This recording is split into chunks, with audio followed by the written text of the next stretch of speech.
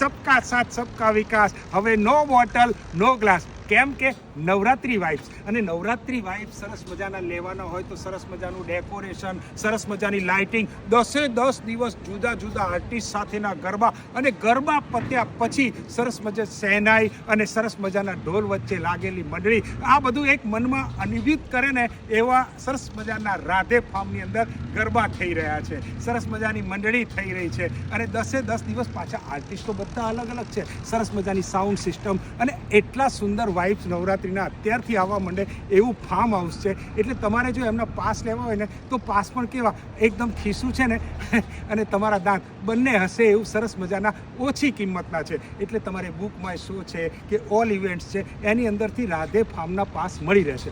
એટલે અવશ્ય રાધે ફાર્મમાં ગરબા જશો ને તો તમને એમ લાગશે કે આ વખતની નવરાત્રિ એટલે માનો ગરબો રે રમે રાસ, અને એનું નામ પણ આપ્યું છે માનો ગરબો, રાધે ફાર્મ.